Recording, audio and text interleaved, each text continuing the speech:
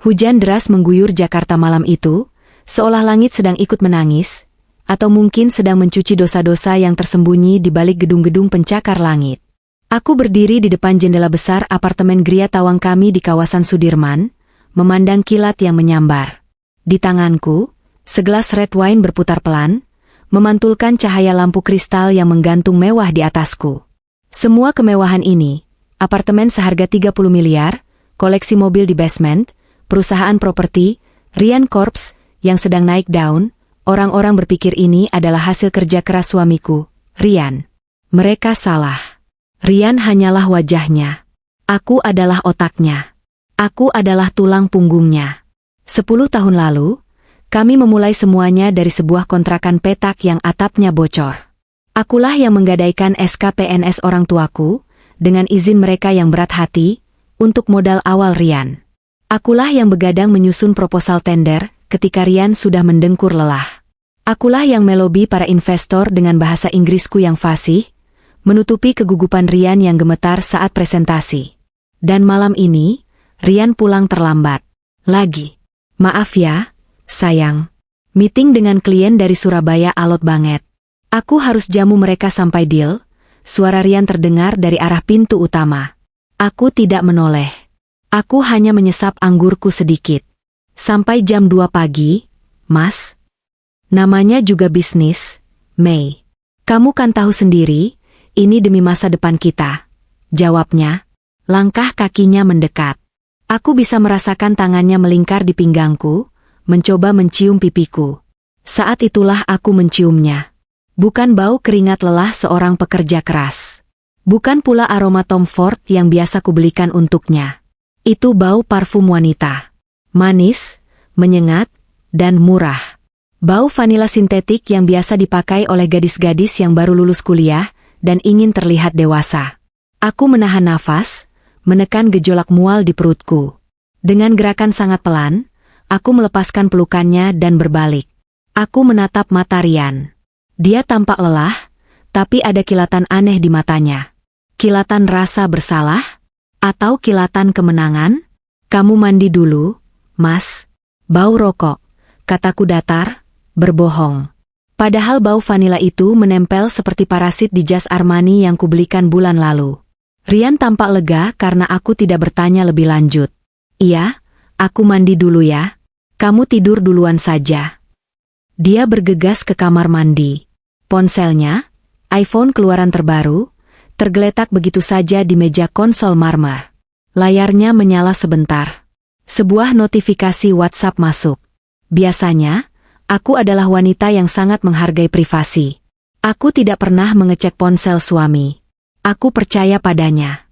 Tapi malam ini, bau vanila itu meruntuhkan logikaku. Aku berjalan mendekat.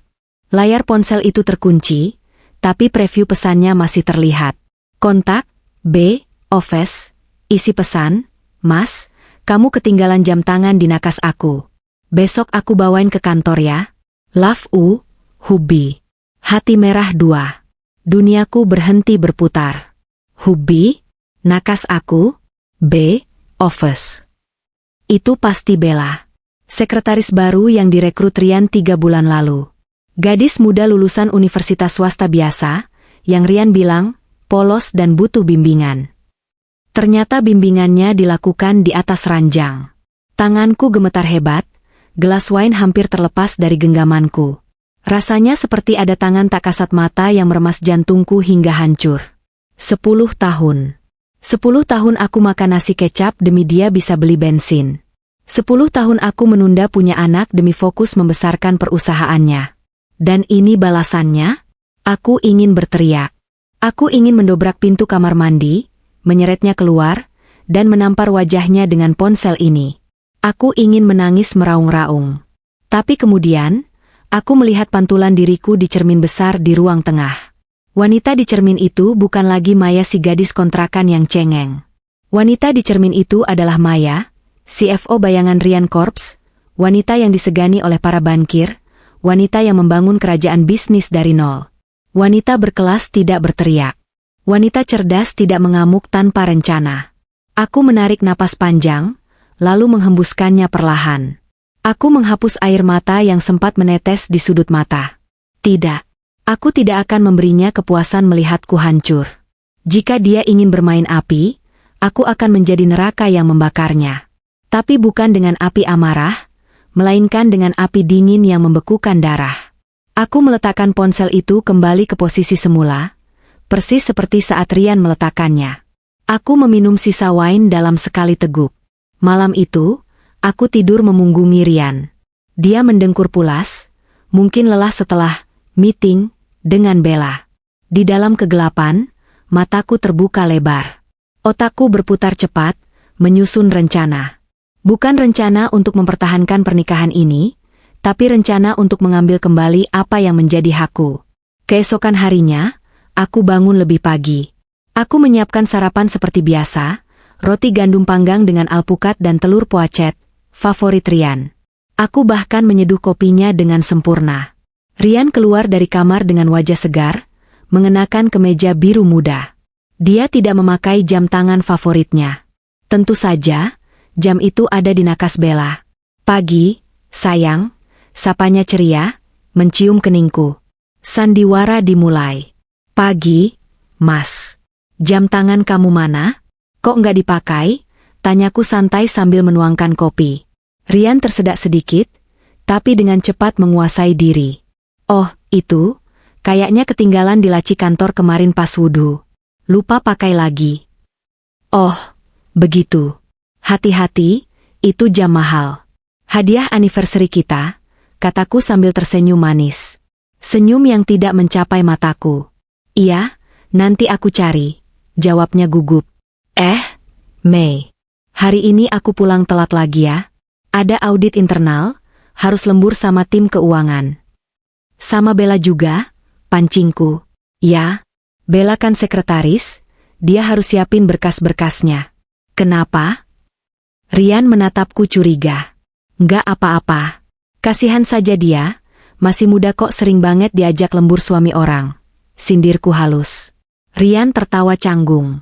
Namanya kerja profesional, Mei. Ya sudah, aku berangkat dulu. Begitu pintu tertutup dan mobil Rian melaju pergi, senyumku lenyap. Aku segera berganti pakaian. Bukan pakaian rumah, tapi blazer hitam dan celana bahan yang tajam. Aku menelepon seseorang. Halo, Pak Dharma, ini Maya. Saya butuh bantuan Bapak untuk audit forensik. Bukan untuk kantor. Untuk aset pribadi Rian dan aliran dana ke rekening yang tidak dikenal. Ya, sekarang. Saya tunggu di kafe biasa.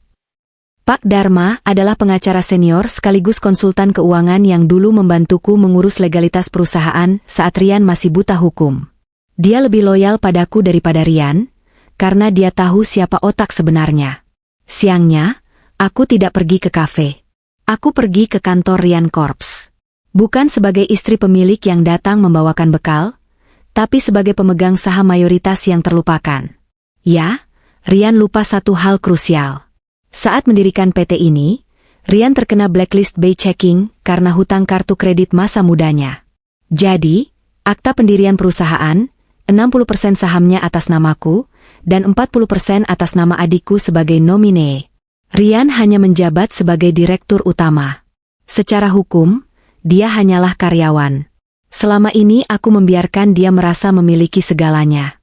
Aku membiarkan dia menandatangani dokumen, tampil di majalah, disebut CEO hebat. Aku diam di balik layar sebagai komisaris yang pasif. Aku melangkah masuk ke lobi kantor yang megah. Resepsionis langsung berdiri dan membungkuk hormat. Selamat siang, Bu Maya.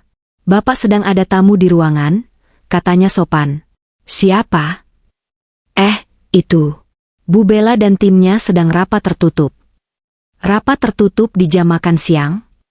Aku melirik jam tangan. Pukul 12.30. Aku tidak menuju lift eksekutif.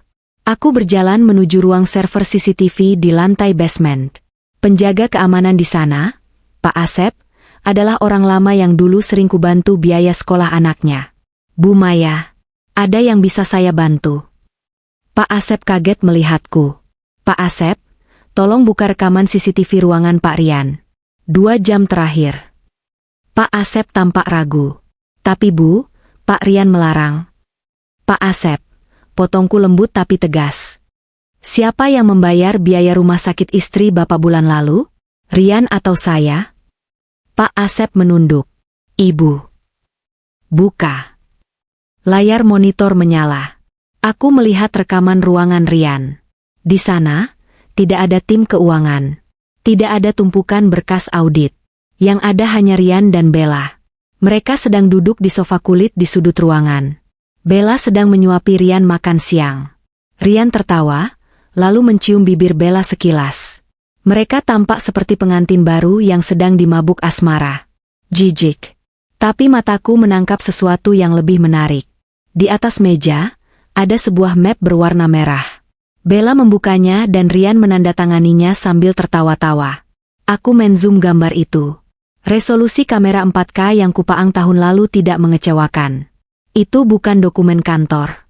Itu adalah formulir aplikasi KPR untuk sebuah rumah mewah di kawasan Cibubur.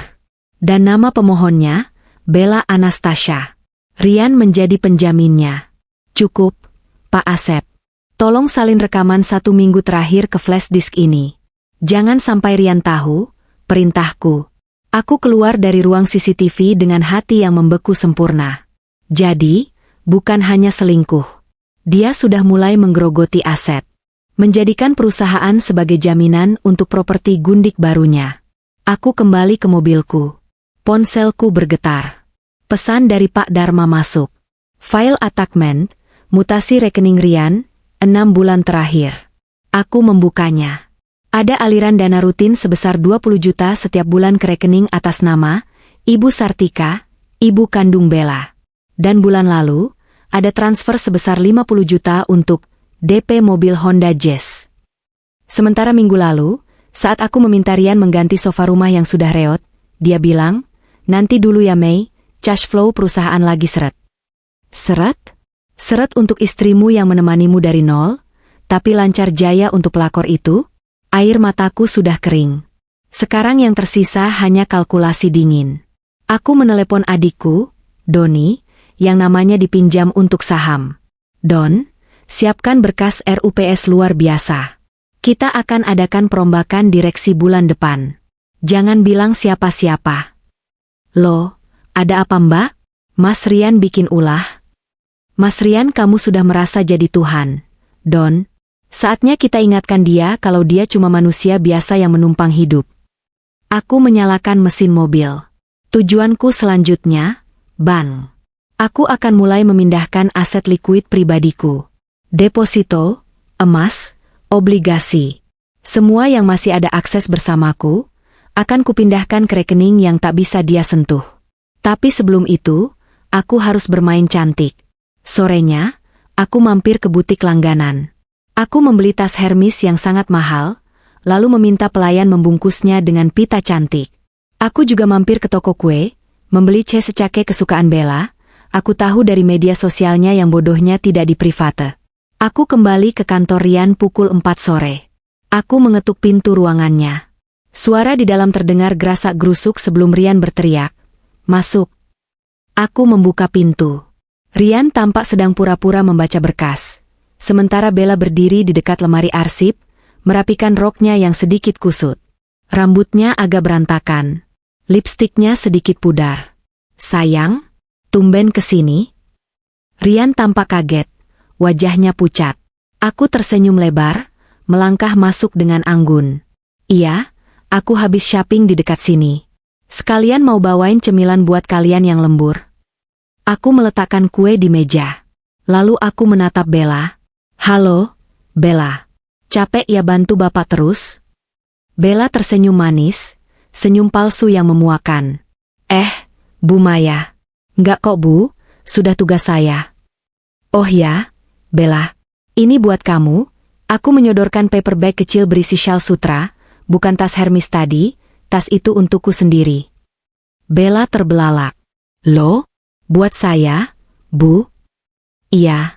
Anggap saja ucapan terima kasih karena sudah menjaga Rian dengan sangat baik." Kataku penuh penekanan pada kata menjaga. Rian menatapku bingung, mencoba membaca ekspresiku. Tapi aku adalah pemain poker yang lebih baik darinya. Dan Mas, aku beralih ke Rian. Minggu depan kan ulang tahun perusahaan. Aku mau kita bikin pesta besar. Undang semua investor, klien, dan mitra bisnis. Kita harus tunjukkan kesuksesan Rian Corps. Mata Rian berbinar. Egonya langsung tersentuh. Ide bagus. Mei, kita sewa ballroom hotel bintang 5. Aku mau pidato di depan mereka semua. Tentu, sayang, kamu harus pidato. Kamu kan bintang utamanya, kataku. Dalam hati aku menambahkan, ya, itu akan jadi panggung terakhirmu sebelum aku mematikan lampunya. Pesta itu akan menjadi eksekusi publiknya. Aku akan menghancurkannya tepat saat dia merasa berada di puncak dunia. Aku akan memastikan Bella ada di sana, menyaksikan pria yang dia banggakan berubah menjadi tidak berharga. Aku pamit pulang dengan alasan mau luluran. Di mobil, aku melihat spion. Gedung Rian Corps berdiri megah. Nikmatilah selagi bisa, Mas, karena sebentar lagi, kamu bahkan tidak akan mampu membeli materai untuk surat cerai kita. Pagi itu, Jakarta tampak cerah, kontras dengan hatiku yang mendung namun sedingin es. Di meja makan, Rian sedang sibuk dengan tabletnya, sesekali menyeruput kopi yang kubuat. Wajahnya berseri-seri. Tentu saja, dia punya istri yang melayaninya bak raja di rumah, dan istri muda yang memuaskan egonya di kantor. Hidupnya sempurna. Atau setidaknya, itu yang dia pikirkan. Mas, panggilku lembut, sambil mengoleskan selai di roti bakarnya. Aku lihat proposal proyek Grand Filatel di Bali yang kamu bawa pulang kemarin. Itu proyek besar sekali ya? Rian mendongak, matanya berbinar. Umpan pertama dilempar. Iya, Mei. Itu kesempatan emas. Tanahnya strategis, view laut. Kalau kita bisa ambil alih, valuasi Rian Corps bakal meroket 2 kali lipat. Aku tersenyum. Aku sudah membaca proposal itu semalam saat dia tidur. Itu adalah proyek zombie, proyek mangkrak yang ditinggalkan pengembang lama karena sengketa lahan dan masalah perizinan lingkungan yang rumit. Secara finansial, proyek itu adalah lubang hitam. Siapapun yang menyentuhnya akan tersedot habis uang kasnya. Dulu, aku pasti akan melarangnya. Aku akan membedah resikonya, mengingatkan dia soal cash flow. Tapi hari ini, wah, hebat kamu, Mas, kataku dengan nada kagum yang dibuat-buat. Firasat bisnis kamu memang tajam. Sayang banget kalau dilewatkan. Orang lain pasti rebutan kalau kamu nggak ambil. Rian tampak terkejut. Biasanya aku adalah rem pakem dalam setiap keputusannya yang impulsif. Kamu setuju? Tumben kamu nggak cerewet soal resiko? Aku meletakkan piring di depannya, lalu memijat bahunya pelan. Aku sadar, Mas, selama ini mungkin aku terlalu kaku. Aku lihat kamu makin sukses, makin matang. Sudah saatnya aku percaya penuh sama insting kamu. Kamu kan nahkoda kapal ini. Ego Rian melambung setinggi langit mendengar pujian itu. Pria narsis seperti dia sangat lemah terhadap validasi. Benar kata kamu, Mei. Aku memang sudah perhitungkan semuanya. Cuma butuh modal awal besar. Sekitar 20 miliar untuk akuisisi lahan dan izin awal. Pakai dana cadangan perusahaan saja. Mas, usulku santai. Toh uang itu nganggur di deposito. Mending diputar, kan? Tapi itu dana darurat kita, Mei. Rian sedikit ragu. Mas, aku menatap matanya dalam-dalam. Bisnis itu high risk, high return. Kalau kamu ragu, gimana investor mau percaya? Lagi pula, aku yakin kamu bisa balikin modal itu dalam 6 bulan. Keraguan di mata Rian sirna, digantikan oleh keserakahan. Oke. Aku akan instruksikan bagian keuangan hari ini. Kamu memang istri terbaik, Mei. Dia mencium pipiku dan bergegas pergi. Aku menatap punggungnya dengan senyum miring. Silakan, sayang. Habiskan dana darurat itu. Kuras habis kas perusahaan untuk proyek bodoh itu. Supaya saat aku menendangmu nanti, kamu benar-benar tidak punya bantalan untuk mendarat. Siang harinya, aku menjalankan fase kedua rencanaku, menjinakkan ular. Aku datang ke kantor membawa makan siang. Kali ini bukan untuk Rian, tapi khusus untuk Bella. Aku masuk ruangannya, ruang sekretaris yang letaknya persis di depan ruang Rian. Bella tampak kaget melihatku. Dia buru-buru menutup layar ponselnya. Mungkin sedang chatting dengan suamiku. Bu Maya, mau ketemu Bapak? Bapak lagi keluar makan siang sama klien, katanya gugup, berdiri menyambutku. Enggak kok, Bel. Saya justru mau ketemu kamu, kataku ramah sambil meletakkan bungkusan makanan Jepang premium di mejanya. Saya tadi lewat restoran sushi Tei, ingat kamu pernah bilang suka sushi di story Instagram kamu. Bella ternganga. Buat saya, Bu? Iya. Duduk saja, Bel. Nggak usah kaku, aku menarik kursi dan duduk di hadapannya. Saya perhatikan akhir-akhir ini kamu kerja keras banget bantu Mas Rian. Sering lembur, nemenin dinas luar kota. Saya sebagai istri merasa terbantu banget. Wajah Bella merona merah. Antara malu dan merasa bersalah, atau mungkin merasa menang karena istri sahnya begitu bodoh. Iya, Bu. Sudah kewajiban saya, jawabnya pelan. Makan gih. Itu salmon aburi favorit lo, desakku. Bella mulai membuka kotak makan itu. Aku memandangnya lekat-lekat. Cantik, memang. Muda, kencang, penuh energi. Berbeda denganku yang sudah mulai memiliki garis halus di ujung mata, karena terlalu banyak berpikir. Tapi kecantikan tanpa otak hanyalah hiasan dinding yang mudah retak. Kamu umur berapa sih, Bel? 24, tanyaku basa-basi. 23, Bu. Ya ampun, mudanya, aku mendesah dramatis. Enak ya jadi kamu. Masih segar, banyak yang naksir pasti. Nggak kayak saya, sudah mau kepala 35. Kadang saya merasa, membosankan buat Mas Rian. Pancingan keluar. Aku merendahkan diri untuk melihat seberapa tinggi dia akan terbang. Bella menelan sushinya, matanya berkilat jenaka. Dia mulai masuk perangkap. Ibu bisa saja. Ibu kan cantik, elegan. Pak Rian sayang banget kok sama ibu. Kamu tahu nggak, Bel, aku memajukan tubuhku, berbisik seolah kami teman akrab. Mas Rian itu kadang suka ngeluh di rumah. Katanya saya terlalu sibuk urus bisnis, kurang melayani. Makanya saya senang ada kamu. Setidaknya di kantor, kebutuhan dia kebutuhan kerjanya, terurus dengan baik. Bella tersenyum simpul. Senyum yang menyeratkan, iya, gue yang urus semuanya, termasuk yang di kasur. Pak Rian itu sebenarnya manja, Bu. Dia butuh didengarkan. Kadang dia cerita kalau dia merasa tertekan di rumah karena ibu terlalu dominan, kata Bella. Darahku mendidih. Jadi Rian menjelek-jelekan aku di depan pelakor ini? Dibilang dominan? Padahal dominasiku lah yang membuat dia bisa beli mobil mewah yang dia pamerkan itu. Aku menahan emosi, memasang wajah sedih. Iya, mungkin saya salah ya, Bel. Makasih ya sudah mau dengerin curhatan Rian. Tolong jagain dia ya. Saya percaya 100% sama kamu. Pasti, Bu. Tenang saja, jawab Bella dengan nada yang jauh lebih santai, bahkan sedikit meremehkan. Dia sudah merasa di atas angin. Dia pikir aku adalah istri tua yang putus asa dan bodoh. Oh ya, Bel, ini ada sedikit voucher belanja. Di mall sebelah lagi ada diskon lingerie. Siapa tahu kamu butuh buat calon suami kamu nanti. Aku menyelipkan amplop berisi voucher 5 juta rupiah. Mata Bella membelalak. Wah, makasih banyak Bu Maya. Ibu baik banget. Sama-sama. Ya sudah, saya pulang dulu ya. Jangan bilang Mas Rian saya kesini, nanti dia kira saya ngecek-ngecek dia. Biar jadi rahasia kita berdua.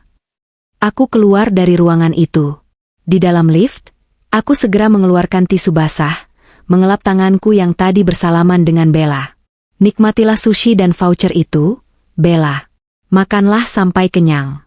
Karena sebentar lagi, kamu akan memakan karma yang sangat pahit. Keluar dari kantor Rian Corps, aku tidak pulang. Aku meluncur ke kantor Pak Dharma di kawasan Kuningan. Ini adalah agenda terpenting hari ini, pengamanan aset. Pak Dharma menyambutku di ruangannya yang penuh buku hukum. Wajah tuanya tampak serius.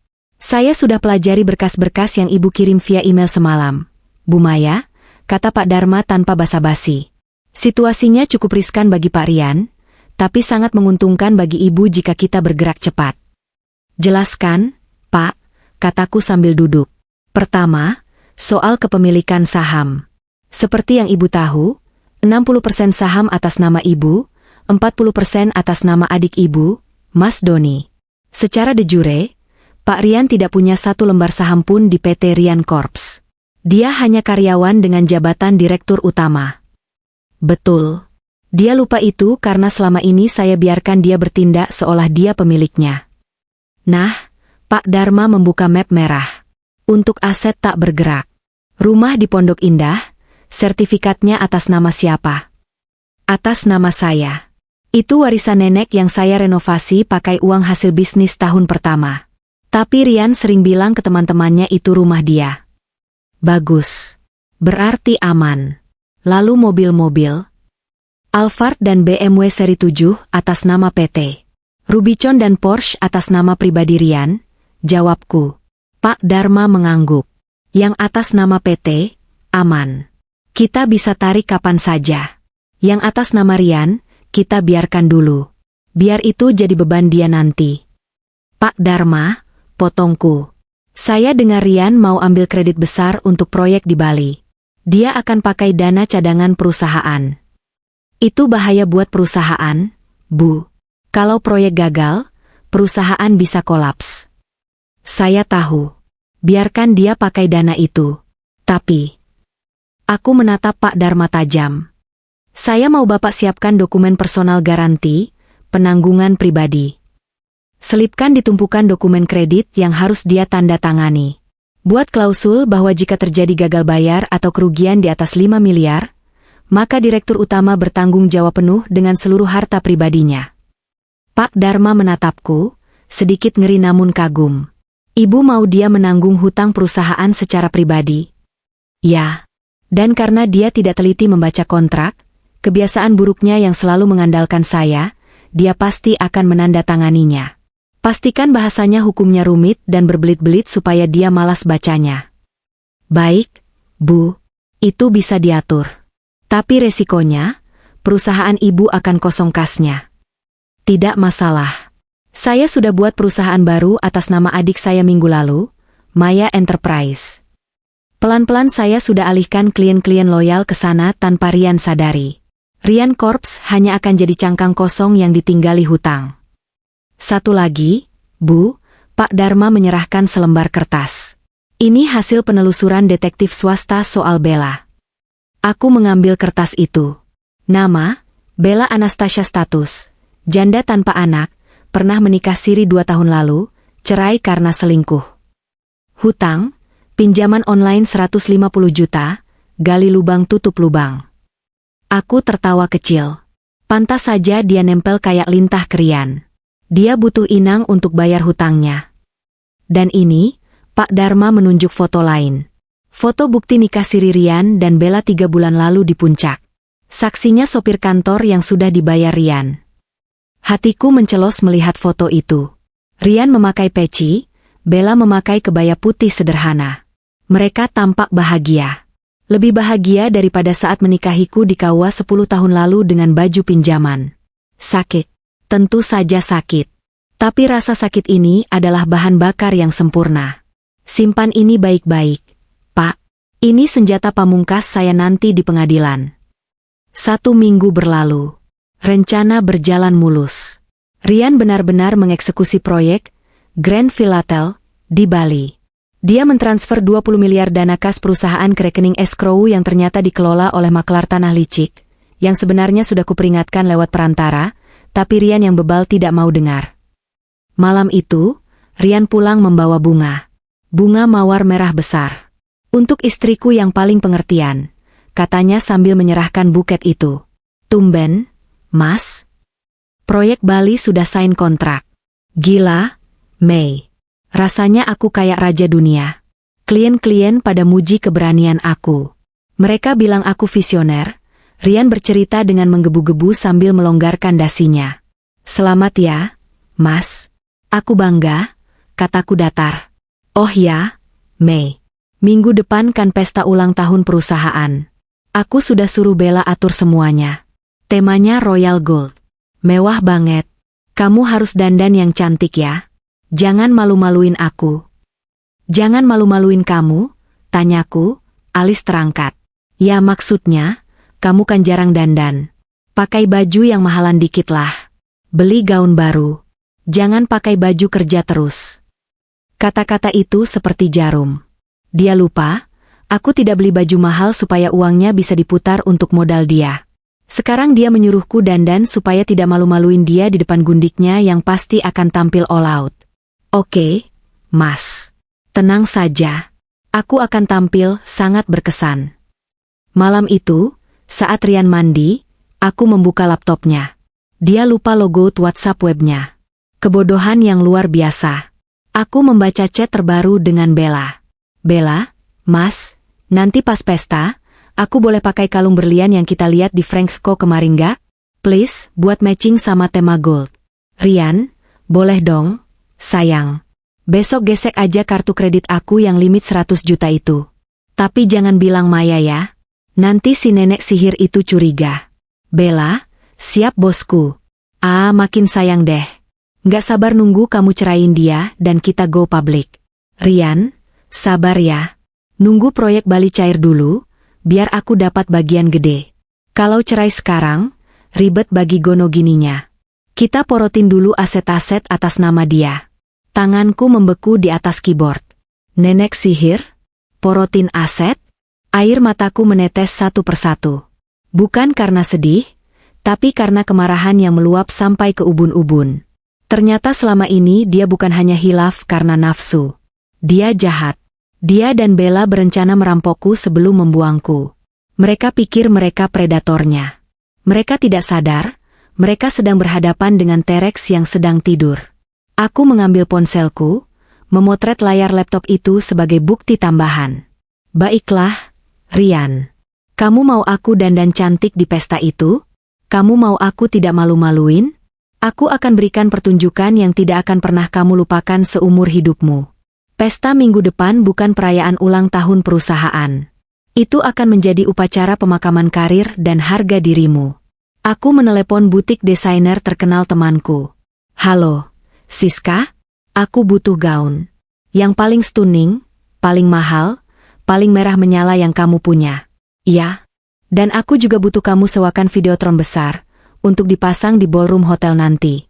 Aku punya film pendek yang mau kutayangkan. Aku menutup telepon. Menatap Rian yang keluar dari kamar mandi sambil bersenandung. Tidurlah yang nyenyak.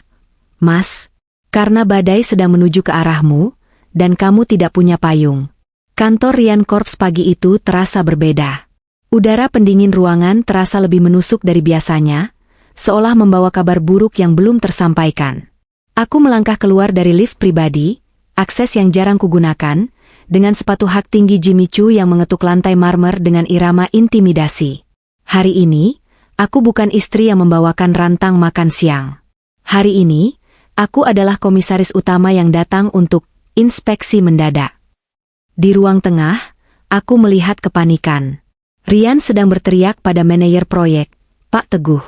Bagaimana bisa izin amdalnya ditolak? Kita sudah setor uang muka 20 miliar ke maklar itu. Kalau izin gak keluar, kita gak bisa bangun apa-apa di lahan Bali itu. Suara Rian menggelegar sampai ke lobi. Bella berdiri di samping Rian, memegang tablet dengan tangan gemetar, wajahnya pucat pasi.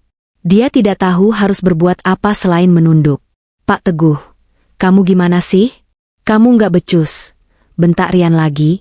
Maaf, Pak Rian. Pak Teguh mencoba membela diri. Dari awal saya sudah ingatkan, lahan itu sengketa adat. Maklar yang Bapak percaya itu rekam jejaknya buruk. Tapi Bapak bersikeras. Berani kamu nyalahin saya? Rian hendak melempar berkas di tangannya. Cukup. Satu kata dariku, diucapkan dengan nada rendah namun penuh otoritas, menghentikan keributan itu seketika. Semua mata tertuju padaku. Rian menoleh, wajah merah padamnya berubah menjadi kekagetan. Mei, kamu ngapain di sini? Aku tersenyum tipis, berjalan mendekat. Aku dengar suara ribut-ribut sampai ke lobi bawah. Malu, Mas. Karyawan dengar. Klien dengar.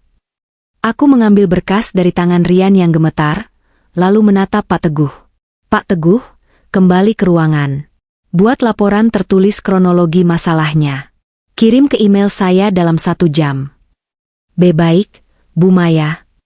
Pak Teguh tampak lega karena diselamatkan, lalu bergegas pergi. Kini tinggal aku, Rian, dan Bella di koridor eksekutif itu. Mas, ke ruanganmu sekarang. Perintahku lembut. Lalu aku melirik Bella.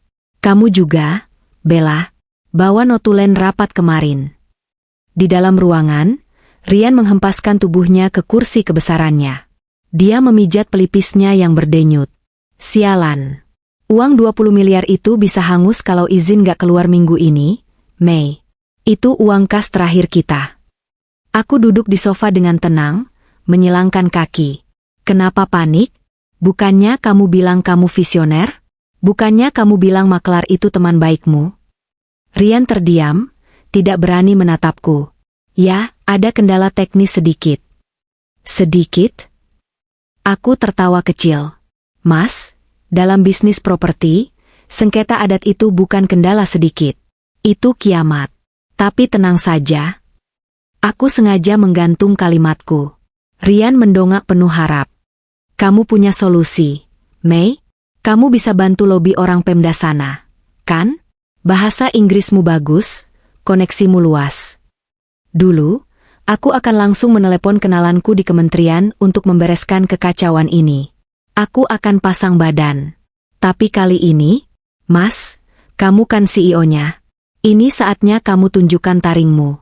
Kalau aku terus yang beresin, kapan kamu mandirinya? Lagi pula, aku lagi sibuk urus persiapan pesta ulang tahun perusahaan. Aku nggak mau stres. Wajah Rian jatuh. Dia tampak seperti anak kecil yang mainannya rusak, dan ibunya menolak membetulkan. Oh ya, Bella, aku beralih pada gadis muda yang berdiri kaku di pojok ruangan. Tolong buatkan surat somasi untuk maklar tanah itu. Pakai bahasa hukum yang tepat. Saya mau draftnya selesai sebelum jam makan siang. Bella terbelalak. Somasi, Bu? Bahasa hukum? Saya lulusan administrasi, Bu. Saya belum pernah buat surat legal. Loh? Aku mengangkat alis, pura-pura kaget.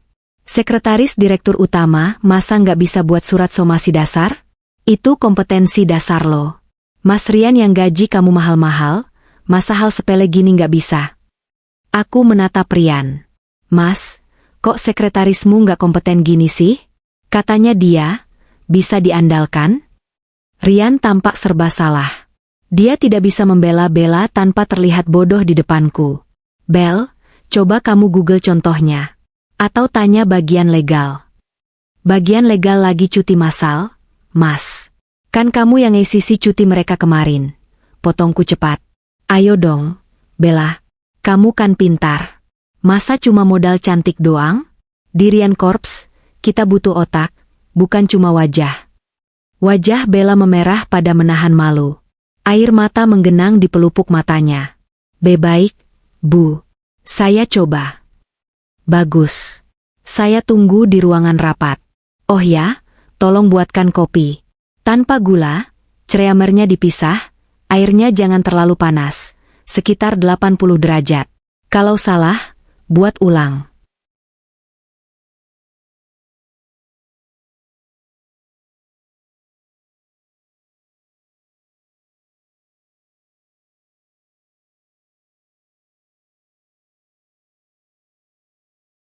Bella mengangguk kaku dan berlari keluar. Aku menatap pintu yang tertutup itu dengan kepuasan dingin. Ini baru permulaan, Bella. Aku akan membuatmu merasa sangat kecil, sangat bodoh, dan sangat tidak berharga di gedung ini, sampai kamu sadar bahwa posisi yang kamu banggakan itu hanyalah ilusi. Siang harinya, bencana lain datang. Bukan masalah bisnis, tapi masalah keluarga. Ibunda Rian, ibu mertuaku yang terhormat, datang berkunjung ke kantor. Wanita parubaya dengan dandanan menor dan perhiasan emas yang berlebihan itu masuk ruangan Rian tanpa mengetuk. Aku masih di sana, sedang memeriksa laporan keuangan, memastikan bukti-bukti penyelewengan Rian tercatat rapi. "Rian, anakku sayang." Ibu mertuaku langsung memeluk Rian, lalu menatapku dengan tatapan meremehkan. Ada Maya. Tumben di kantor? Bukannya tugas istri itu di rumah, masak buat suami?" Aku tersenyum maklum. Ibu mertuaku ini tidak pernah tahu bahwa uang yang dia pakai untuk beli tas LV palsu itu berasal dari kerja kerasku, bukan anaknya. "Lagi bantu-bantu sedikit, Bu. Rian lagi pusing soal proyek." Jawabku sopan. "Halah, alasan. Kamu itu pasti mau memantau Rian kan? Takut uangnya habis?" Cibirnya, lalu duduk di sofa. Tiba-tiba pintu terbuka. Bella masuk membawa nampan kopi. "Permisi, Pak, Bu, ini kopinya," kata Bella pelan. Mata ibu mertuaku langsung berbinar melihat Bella. "Wah, ini sekretaris baru itu ya? Siapa namanya?" "Bella?" "Iya, Bu. Saya Bella." Bella tersenyum manis, mencium tangan ibu mertuaku dengan takzim. "Pintar cari muka. Cantik sekali kamu, enduk, sopan, kalem. Badan juga subur, kelihatan sehat," puji ibu mertuaku sambil melirik sinis ke arahku yang kurus. "Gak kayak yang di sana tuh, kering kerontang. Pantesan 10 tahun nikah gak punya anak." Kalimat itu selalu berhasil menusuk jantungku, walau sudah ratusan kali ku dengar. Rian hanya diam, pura-pura sibuk membaca berkas. Dia tidak pernah membelaku di depan ibunya. Bella tersenyum malu-malu, melirik Rian sekilas. Ibu bisa saja." "Rian," kata ibu mertua tiba-tiba. "Ibu tuh pengen banget ntimang cucu. Teman-teman arisan ibu sudah pada punya cucu semua. Kalau istri kamu yang ini, mandul, ya mbok cari solusi lain. Nikah lagi kek, poligami kan boleh agama." Ruangan hening seketika. Jantungku berdegup kencang. Aku melihat ekspresi Rian. Dia tampak panik, takut ibunya membocorkan rahasia, tapi juga tampak setuju. Dan Bella? Dia menunduk menyembunyikan senyum kemenangannya. Dia merasa mendapat restu. Aku menutup laptopku dengan suara keras. "Brah!" Semua terlonjak. "Ibu," kataku dengan suara dingin namun tenang. "Soal anak itu urusan Tuhan. Tapi soal mandul, sebaiknya ibu tanya anak kesayangan ibu ini. Siapa yang sebenarnya bermasalah? Saya sudah cek ke dokter 3 kali, hasilnya rahim saya sehat. Mas Rian yang menolak cek sperma karena takut ketahuan kalau dia yang kosong. Itu bohong. Kami berdua sehat. Tapi aku tahu ego lelaki Rian tidak akan membiarkan dia membantah ibunya dengan mengakui kelemahannya." Rian melotot padaku. "Maya, jaga mulutmu di depan ibu." "Loh? Aku cuma meluruskan fakta," kataku santai sambil berdiri. "Dan soal poligami, hati-hati Bu kalau bicara. Kalau Rian poligami, gajinya yang pas-pasan itu harus dibagi 2 dapur. Nanti jatah bulanan ibu berkurang loh. Mau?" Wajah ibu mertua memucat mendengar ancaman soal uang bulanan. "Uang adalah Tuhannya." "Ya, yang gak gitu maksud ibu," gumamnya. Aku mengambil tasku. "Saya permisi dulu. Mau fitting baju untuk pesta besok lusa." "Bella, kopinya pahit banget. Persis nasib orang yang suka ambil hak orang lain. Belajar bikin kopi lagi ya." Aku melenggang keluar dengan kepala tegak.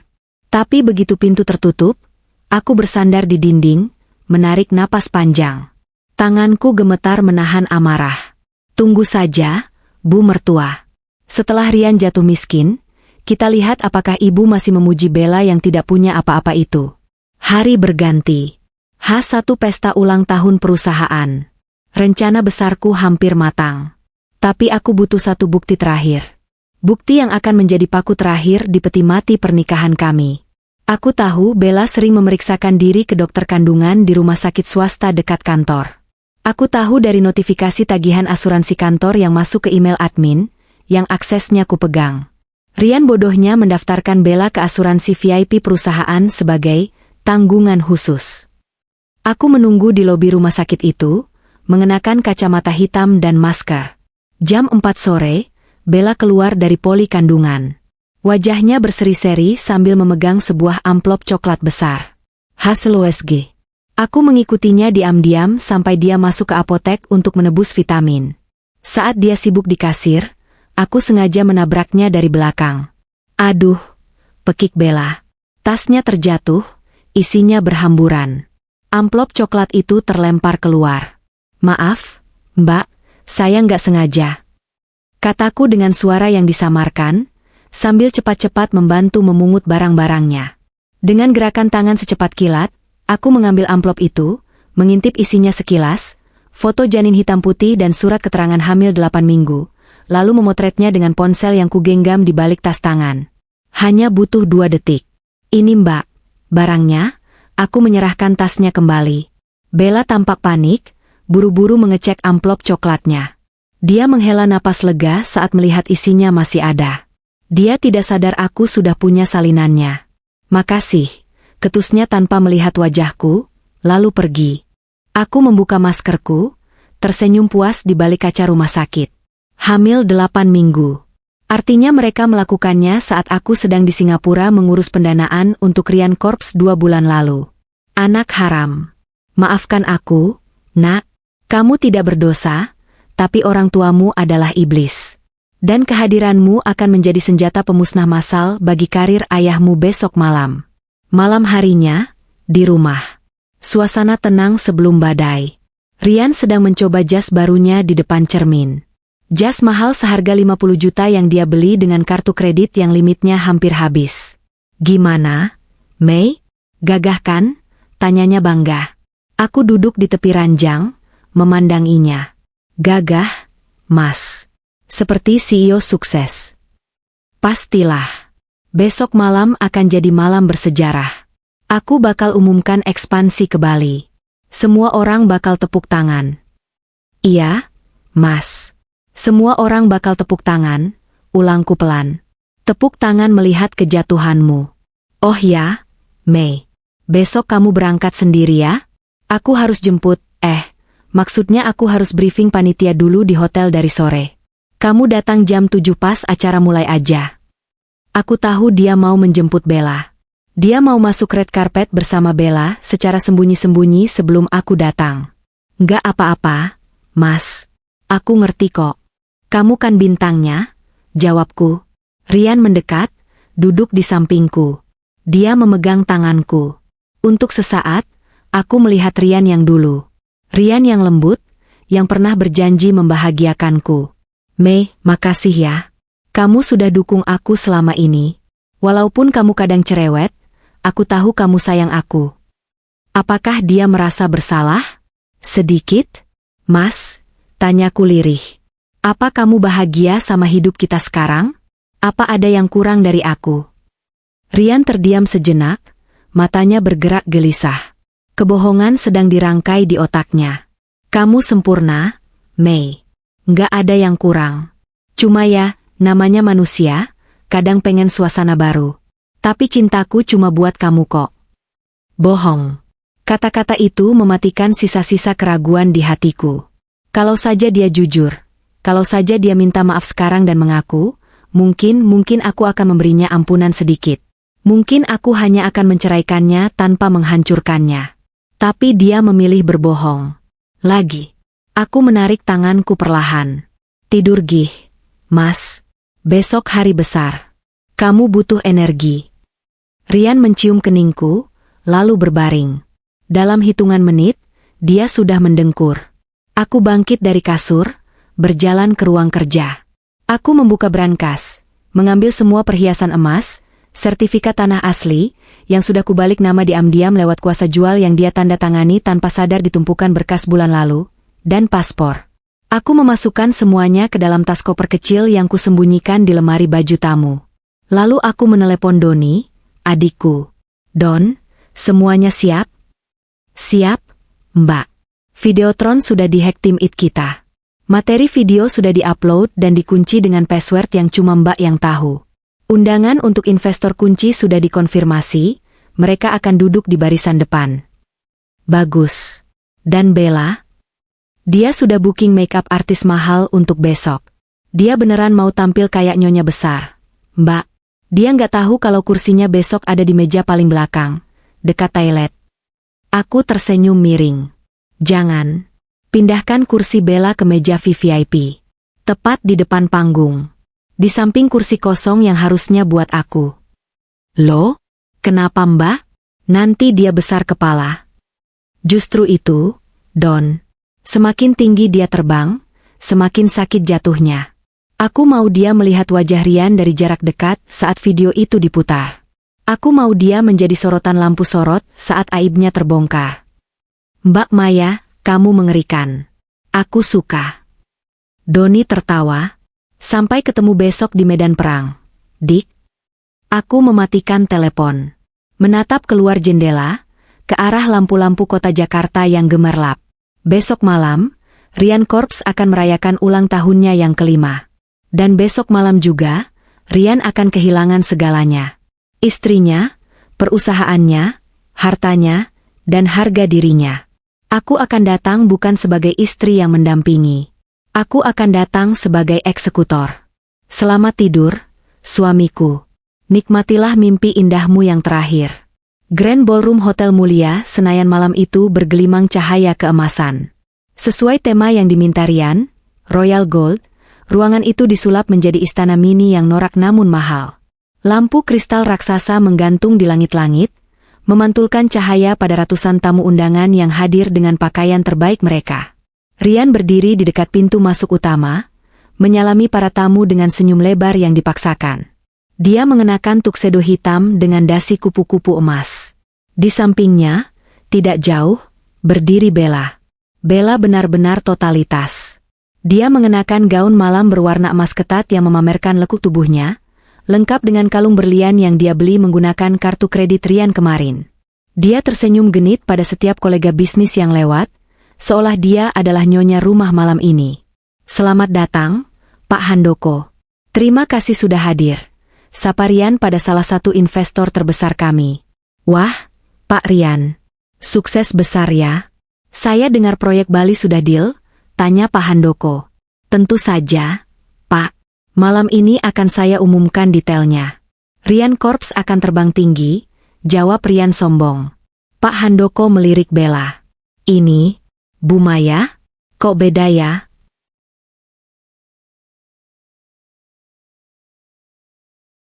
Rian tertawa gugup. Oh, bukan, Pak. Ini Bella, sekretaris pribadi saya. Maya, dia datang terlambat sedikit. Biasa, dandan lama. Bella cemberut sedikit karena hanya diperkenalkan sebagai sekretaris, tapi Rian meremas tangannya diam-diam, memberinya kode, sabar. Jam menunjukkan pukul 19.30. Acara sudah dimulai. MC sudah naik ke panggung. Tapi aku belum muncul. Orang-orang mulai berbisik. Mana istrinya? Katanya kunci suksesnya itu istrinya, kok nggak kelihatan? Jangan-jangan rumah tangganya retak. Rian mulai berkeringat dingin. Dia terus mengecek ponselnya. Tidak ada balasan dariku. Mas, si nenek sihir itu nggak datang kali. Bisik Bella di telinga Rian. Malu mungkin, bajunya jelek. SSTT. Dia harus datang. Kalau dia nggak datang, investor bisa curiga. Desis Rian. Tepat saat lampu ballroom diredupkan untuk sesi pembukaan, pintu utama ganda di belakang ruangan terbuka lebar dengan suara berat yang menarik perhatian semua orang. Bukan, itu bukan sekadar pintu terbuka. Itu adalah pintu masuk sang ratu. Aku berdiri di sana. Aku tidak memakai warna emas seperti yang Rian minta. Aku tidak memakai warna pastel lembut seperti seleraku biasanya. Malam ini, aku mengenakan gaun sutra berwarna merah darah, blood red. Gaun off-shoulder rancangan desainer ternama itu memeluk tubuhku dengan sempurna, menjuntai panjang menyapu lantai seperti aliran lava. Di leherku, melingkar set perhiasan berlian dan rubi warisan nenekku, yang nilainya lebih mahal dari gabungan gaji Bella seumur hidup. Rambutku disanggul modern, memperlihatkan leher jenjangku. Wajahku dirias bold, dengan lipstik merah menyala yang senada dengan gaunku. Aku tidak tersenyum ramah. Aku memasang wajah dingin, angkuh, dan mematikan. Semua mata tertuju padaku. Hening. Musik orkestra seolah berhenti sesaat karena konduktornya terpesona, atau ketakutan. Aku melangkah masuk.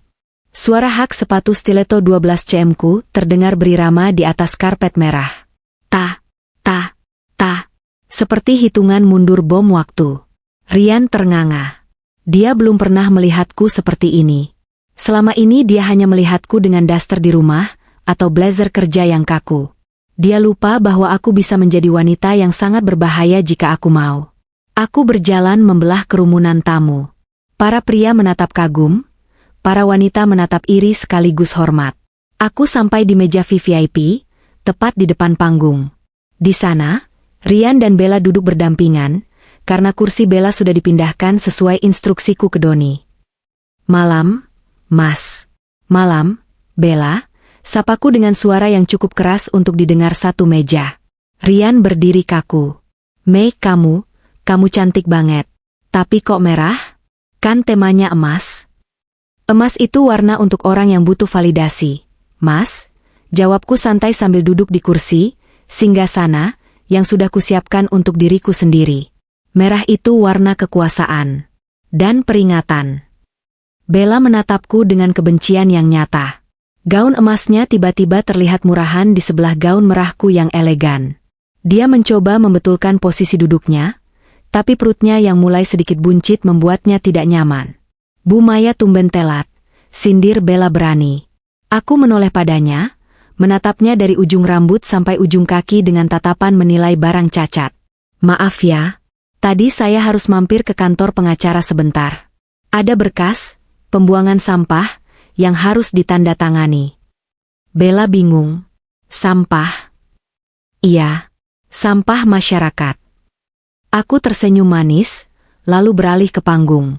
Acaranya sudah mulai kan? Ayo Mas, naik panggung. Pidatomu ditunggu. MC memanggil nama Rian. Hadirin sekalian, mari kita sambut CEO visioner kita, Bapak Rian Pratama. Tepuk tangan bergemuruh. Rian memperbaiki dasinya, mencoba mengembalikan kepercayaan dirinya. Dia berjalan ke panggung dengan gagah. Aku duduk tenang, mengambil gelas champagne. Di seberang ruangan, aku melihat Doni memberi kode jempol. Tim IT sudah siap. Rian berdiri di podium. Wajahnya terpampang besar di layar LED raksasa di belakangnya. Dia tampak berwibawa. Pembohong yang ulung memang selalu tampak meyakinkan. Selamat malam, Bapak Ibu sekalian, para mitra bisnis yang terhormat. Rian memulai pidatonya. Suaranya bergema. 5 tahun lalu, Rian Corps hanyalah mimpi. Saya memulainya dari garasi kecil dengan modal nekat. Banyak yang meragukan saya. Tapi dengan kerja keras, keringat, dan air mata, saya berdiri di sini malam ini. Aku menyesap champagneku. Kerja keras siapa? Mas? Modal siapa? Malam ini, saya ingin mengumumkan pencapaian terbesar kita. Proyek Grand Filatel Bali senilai ratusan miliar rupiah. Tepuk tangan riuh. Dan tentu saja, Rian melanjutkan, matanya melirik ke arah Bella yang tersenyum bangga di sampingku. Kesuksesan ini tidak lepas dari dukungan orang-orang tercinta yang selalu menemani saya. Yang memberi saya inspirasi baru. Yang membuat saya merasa muda kembali. Para tamu mengira dia membicarakan aku. Mereka menoleh padaku dan bertepuk tangan. Aku hanya tersenyum miring. Tunggu sebentar lagi. Sebagai penutup, kata Rian. Saya persembahkan video perjalanan Rian Corps. Mari kita saksikan sejarah tercipta. Lampu padam total.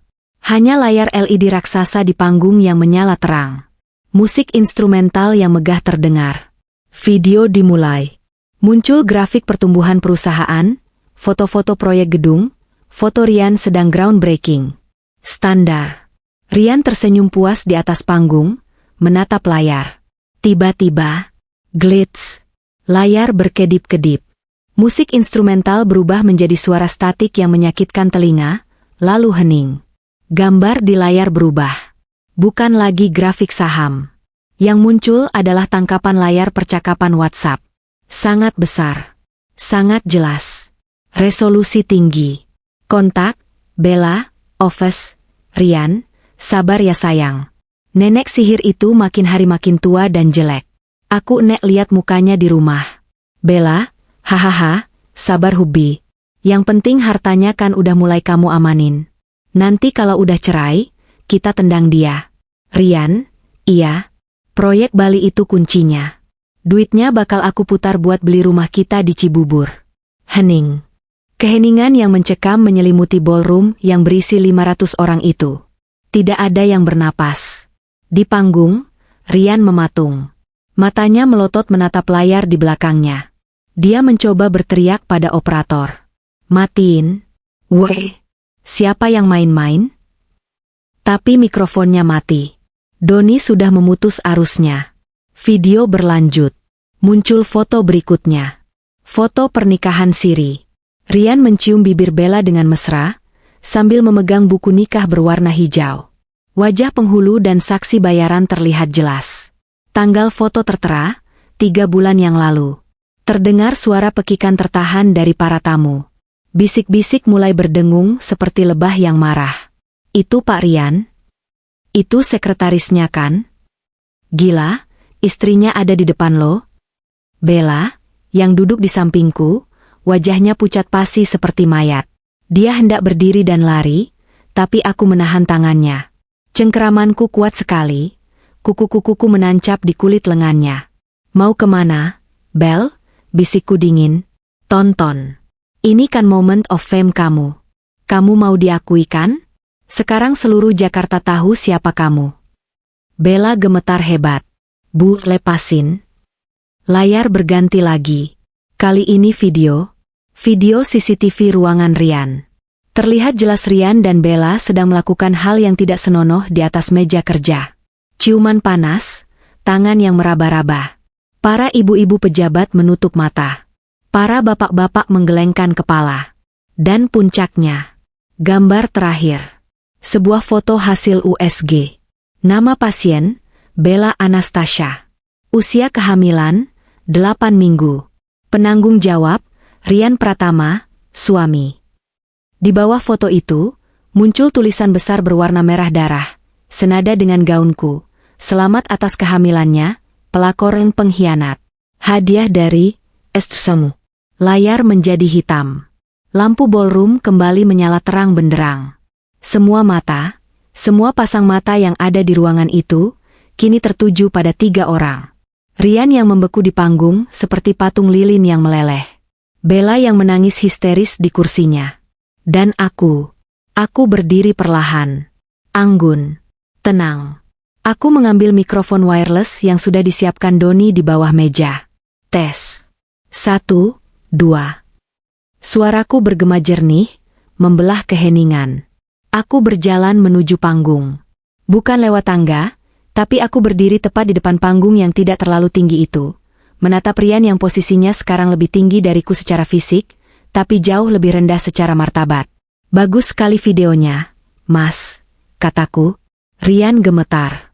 Wajahnya merah padam, campuran antara marah dan malu yang luar biasa. Emaya, ini, kamu yang lakuin? Kamu gila? Kamu hancurin acara aku? Acara kamu? Aku tertawa. Tawa yang mengerikan. Aku berbalik menghadap para tamu undangan. Hadirin sekalian. Maaf atas ketidaknyamanan visual yang baru saja kalian saksikan. Tapi saya rasa, transparansi adalah kunci dalam bisnis. Bukan begitu? Para investor mengangguk kaku, masih syok. Perkenalkan, bagi yang belum tahu. Saya Maya. Selama ini kalian mengenal saya hanya sebagai istri Rian. Tapi malam ini, izinkan saya meluruskan fakta. Aku memberi isyarat pada Doni. Di layar LED, muncul dokumen legal perusahaan. Akta pendirian PT Rian Corps. PT Rian Corps didirikan 10 tahun lalu. Modal disetor, 100% dari aset pribadi saya dan keluarga saya. Komposisi saham, 60% Maya, 40% Doni. Rian Pratama, 0%. Suara kaget terdengar lagi. Rian terbelalak melihat akta itu terpampang. Dia lupa. Dia benar-benar lupa. Rian Pratama hanyalah karyawan yang saya berikan amanah jabatan sebagai direktur utama. Saya biarkan dia merasa memiliki, saya biarkan dia menikmati panggung. Tapi ternyata, aku menatap Rian tajam. Karyawan ini tidak tahu diri. Dia bukan hanya berkhianat dalam pernikahan, tapi juga menggelapkan dana perusahaan untuk membiayai gundiknya. Aku mengeluarkan sebuah map biru dari tas asistenku yang baru naik ke panggung. Ini adalah bukti audit forensik. Aliran dana 2 miliar ke rekening pribadi Bella. Pembelian rumah di Cibubur. Pembelian mobil. Semua pakai uang perusahaan. Uang saya. Uang investor. Pak Handoko, investor terbesar, berdiri dengan wajah berang. Apa? Rian, apa benar itu? Rian gagap. Pak Handoko, ini salah paham. Maya cuma cemburu. Ini urusan rumah tangga. Cemburu? Potongku cepat. Angka tidak pernah bohong. Mas. Mutasi rekening tidak punya perasaan. Aku melemparkan map itu ke kaki Rian. Kertas-kertas berhamburan. Maka, dengan wewenang saya sebagai pemegang saham mayoritas dan komisaris utama, aku menarik napas panjang, menikmati detik-detik ini. Saya memecat saudara Rian Pratama sebagai direktur utama secara tidak hormat, efektif detik ini juga. Suaraku menggelegar. Dan kamu, Bella Anastasia, aku menunjuk Bella yang masih menangis di kursinya. Kamu juga dipecat. Silakan kemasi barang-barangmu besok. Oh tunggu, jangan bawa apa-apa, karena semua barang yang kamu beli pakai uang perusahaan akan disita. Rian turun dari panggung, mencoba meraih tanganku. Mei, jangan gini Mei. Kita bicara di rumah. Malu Mei, banyak orang. Aku menepis tangannya kasar. Malu? Kamu selingkuh di kantor nggak malu? Kamu hamili sekretaris nggak malu? Sekarang kamu minta aku jaga aibmu? Aku mengeluarkan satu amplop lagi. Amplop putih panjang. Ini surat gugatan cerai. Sudah didaftarkan pengacara saya pagi ini. Saya tidak menuntut harta Gonogini, karena kamu memang tidak punya harta apa-apa. Semua aset atas nama PT atau atas nama saya pribadi sesuai perjanjian pranikah yang untungnya dulu dipaksa dibuat oleh ayahku. Rian jatuh berlutut. Kakinya lemas. Dunianya runtuh dalam waktu kurang dari 10 menit. Mei tolong, aku hilaf. Bella yang goda aku. Rian mulai meracau, menyalahkan Bella. Bella yang mendengar itu langsung berteriak. Mas Rian? Kok nyalahin aku? Kamu bilang kamu cinta sama aku. Kamu bilang Maya itu tua bangka. Diam kamu pelacur. Bentak Rian pada Bella. Drama yang sempurna. Saling memangsa. Aku mundur selangkah, menatap mereka berdua dengan tatapan jijik. Pak Security, panggilku. 4 orang satpam bertubuh kekar, yang sudah kusiapkan, masuk ke ruangan. Tolong seret 2 orang ini keluar dari hotel. Mereka bukan lagi bagian dari Rian Corps. Pastikan mereka tidak membawa aset perusahaan sekecil apapun, termasuk kunci mobil yang ada di saku Rian. Siap, Bu Maya. Satpam-satpam itu menyeret Rian yang meronta-ronta dan Bella yang menangis histeris. Maya maafin aku. Aku nggak bisa hidup tanpa kamu. Teriak Rian saat diseret keluar pintu. Sepatunya lepas satu. Jas mahalnya kusut. Pintu tertutup. Suasana hening kembali. Aku berdiri sendirian di depan panggung, di bawah sorot lampu. Aku merasa lega. Sangat lega. Beban 10 tahun terangkat dari pundakku. Aku melihat ke arah para tamu undangan yang masih syok. Hadirin sekalian, kataku lembut, merubah ekspresi wajahku kembali profesional. Maaf atas drama murahan barusan. Rian Corps akan tetap berjalan seperti biasa, di bawah kepemimpinan saya langsung mulai besok. Kami akan melakukan restrukturisasi total, dan memastikan dana investasi Bapak Ibu aman. Makanan sudah siap, silakan dinikmati.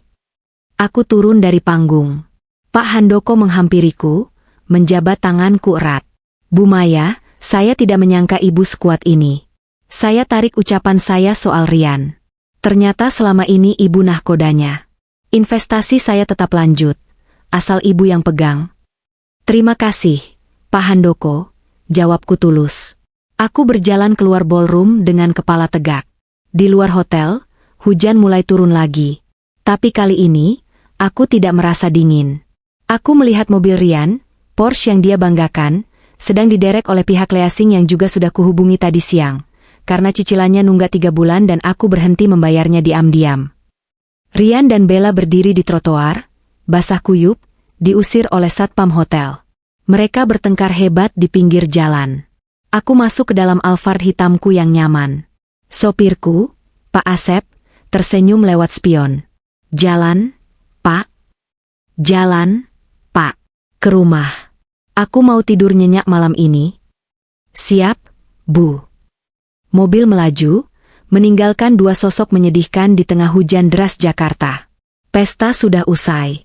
Tapi penderitaan mereka baru saja dimulai. Hujan belum berhenti mengguyur Jakarta saat jam menunjukkan pukul 1 dini hari.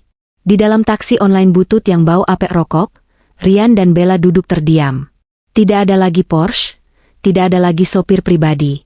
Mobil kebanggaan Rian sudah diderek paksa oleh pihak leasing tepat di depan lobi hotel, disaksikan oleh ratusan mata tamu undangan yang bubar. Rian masih mengenakan kemeja tuxedo mahalnya yang kini basah kuyup, tanpa jasnya tertinggal di aspal saat dia diseret satpam, dan tanpa sepatu sebelah kiri. Bella menggigil kedinginan, make up tebalnya luntur membuatnya terlihat seperti badut yang menangis. Gaun emasnya yang ketat kini terasa menyiksa, basah dan lengket di kulit.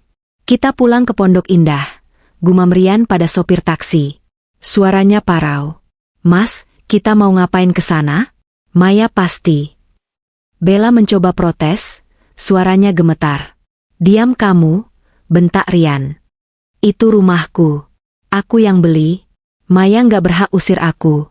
Aku akan masuk, aku akan jelaskan semuanya. Dia cuma emosi sesaat. Dia cinta mati sama aku. Rian masih dalam tahap penyangkalan, denial. Dia pikir 10 tahun pengabdianku adalah tanda kelemahan, bukan tanda kesabaran yang ada batasnya. Taksi berhenti di depan gerbang hitam tinggi rumah kami, rumahku. Pak, bayar dulu, kata sopir taksi. Rian meraba saku celananya. Kosong. Dompetnya ada di jas yang tertinggal. Ponselnya mati karena kehujanan. Bel, bayar, perintah Rian kasar. Bella dengan wajah cemberut mengeluarkan lembaran uang terakhir dari tas kecilnya. Ini sisa uang cash aku, Mas. ATM aku kan ada di tas kerja yang disita satpam kantor tadi. Mereka turun. Hujan semakin deras. Rian menggedor-gedor gerbang besi itu. Mang Ujang. Buka. Ini Bapak. Buka wai. Lampu pos satpam menyala. Mang Ujang, satpam tua yang sudah bekerja 5 tahun bersama kami, keluar membawa payung. Dia tidak membukakan gerbang. Dia hanya mengintip dari lubang kecil. Maaf, Pak Rian. Gerbang dikunci dari dalam, kata Mang Ujang datar. Ujang, kamu gila ya? Saya majikan kamu. Buka atau saya pecat. Rian berteriak histeris, menendang pagar. Bapak sudah bukan majikan saya lagi, jawab Mang Ujang tenang. Bu Maya sudah kasih instruksi. Mulai malam ini, Bapak dilarang masuk area properti ini. Kalau Bapak maksa, saya tekan tombol panik ke polsek terdekat. Kurang ajar. Itu rumah gue. Sertifikatnya atas nama Bu Maya, Pak. Saya cuma jalanin tugas. Mang Ujang kemudian menunjuk ke pojok pagar, di tempat sampah basah. Ada tumpukan kardus mie instan yang ditutupi plastik hitam seadanya. Itu barang-barang Bapak. Bu Maya sudah bersin semuanya tadi sore. Baju, celana dalam, sikat gigi. Silakan dibawa. Rian ternganga. Dia berlari ke tumpukan itu, merobek plastiknya. Benar saja. Kemeja-kemeja kerjanya, celana jeansnya, semuanya ditumpuk asal-asalan. Di kardus lain, ada baju-baju Bella yang pernah tertinggal di mobil Rian atau di kantor, dicampur dengan sampah dapur. Maya keluar kamu perempuan iblis. Rian berteriak ke arah balkon kamar utama di lantai 2. Aku ada di sana, berdiri di balik tirai tipis, memegang cangkir teh hangat, mengenakan piyama sutra yang nyaman. Aku melihat mereka berdua di bawah sana, seperti tikus yang kehujanan.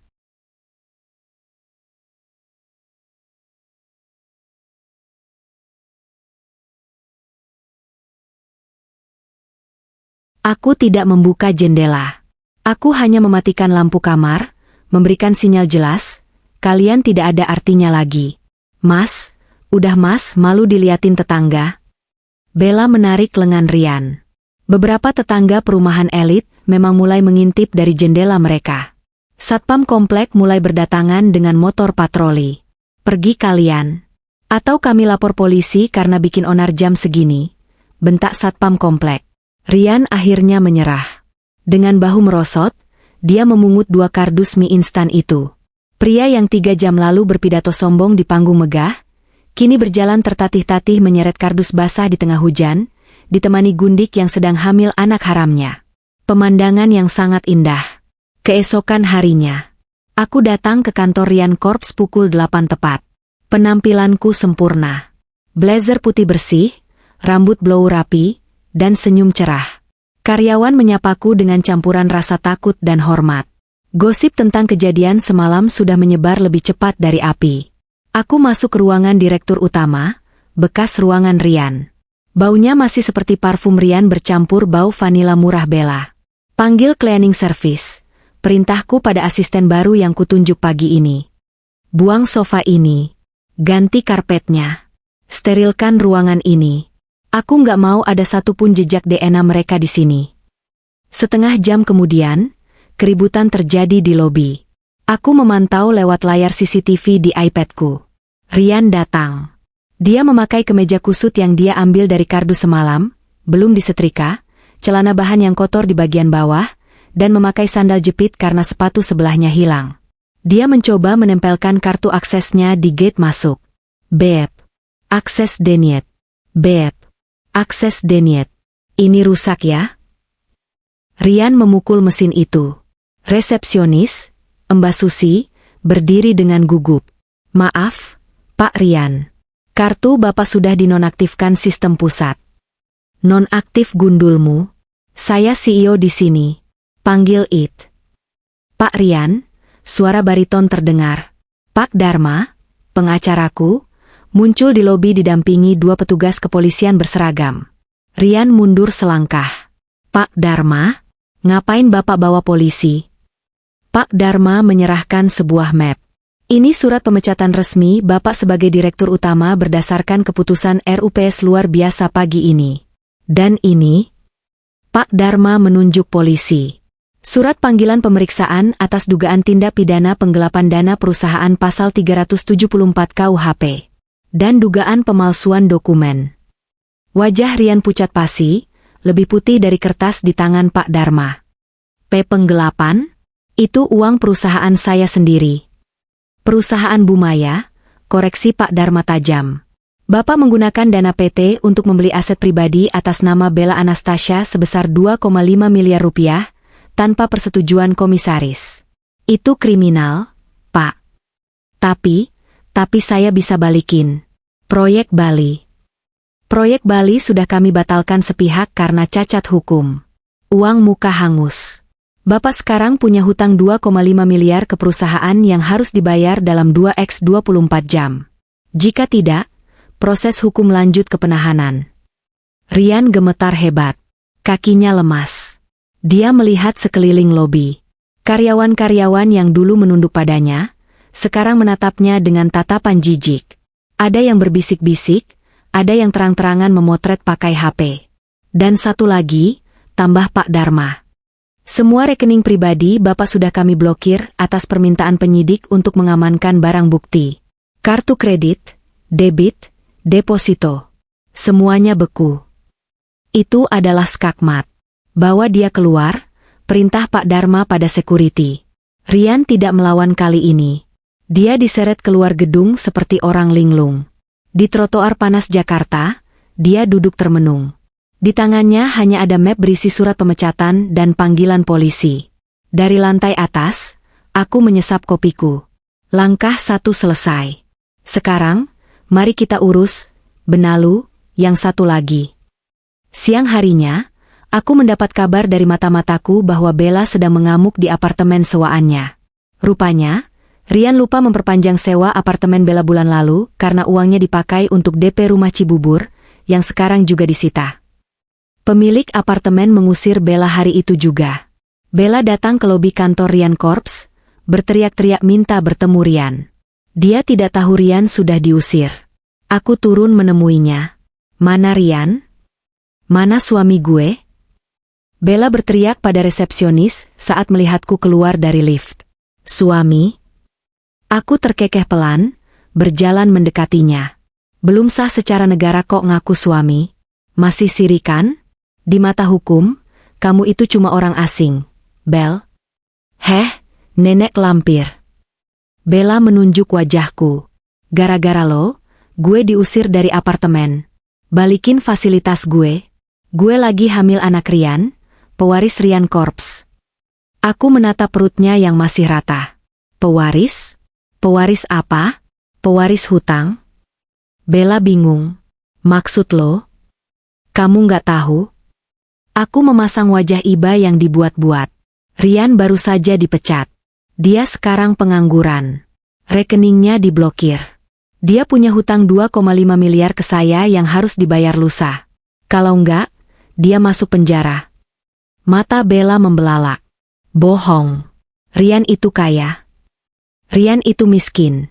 Sayang. Yang kaya itu saya. Selama ini dia cuma pakai topeng yang saya beli. Aku mengeluarkan ponselku, menunjukkan foto Rian yang sedang duduk gembel di trotoar depan kantor tadi pagi. Lihat pangeranmu sekarang. Masih mau sama dia? Bella menatap foto itu dengan horor. Oh ya, Bel, karena kamu menerima aliran dana korupsi Rian, kamu juga bisa terseret kasus pencucian uang lo. Ancaman hukumannya 15 tahun penjara. Kasihan bayinya nanti lahir di penjara. Wajah Bella berubah dari marah menjadi ketakutan setengah mati. Kecuali, kataku menggantung. Kecuali apa, Bu? Tolong saya, Bu, saya nggak tahu apa-apa. Bella mulai menangis, egonya runtuh seketika saat dihadapkan pada penjara. Kecuali kamu jadi saksi yang memberatkan Rian. Ceritakan semua kejahatan dia. Kapan dia transfer? Untuk apa? Semua rencana busuk dia.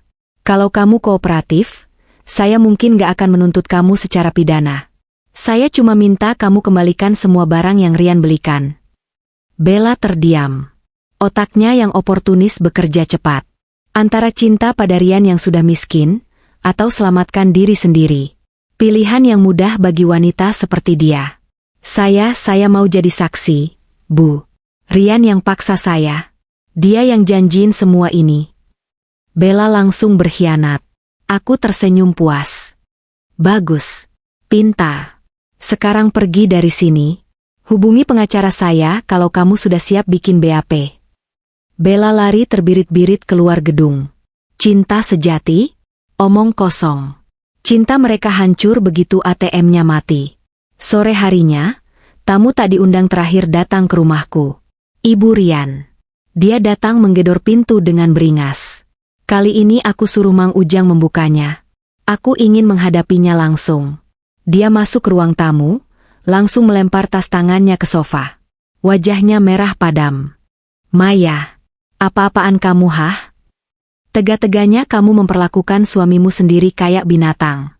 Rian nelpon ibu pinjam uang buat makan. Dia tidur di masjid semalam. Istri macam apa kamu? Ibu mertuaku berteriak, air ludahnya muncrat kemana-mana. Aku duduk tenang di kursi tunggal, menyesap teh melati. Ibu mau minum? Tawarku sopan. Nggak butuh minum kamu. Ibu perintahkan kamu sekarang, cabut laporan polisi itu. Buka blokir rekening Rian. Dan minta maaf sama dia. Kalau enggak, ibu kutuk kamu jadi batu. Ancaman klise orang tua yang merasa dirinya Tuhan. Bu, kataku pelan, meletakkan cangkir. Ibu tahu dari mana uang bulanan 20 juta yang ibu terima setiap bulan? Ya dari Rian lah, anakku yang sukses. Salah. Itu dari rekening pribadi saya. Rian gajinya cuma cukup buat gaya hidup dan bayar cicilan mobilnya. Jatah buat ibu, biaya renovasi rumah ibu di kampung, biaya pengobatan bapak, itu semua uang saya. Ibu mertua terdiam sejenak, lalu mendengus. Bohong. Rian bilang itu uang dia. Rian pembohong, Bu.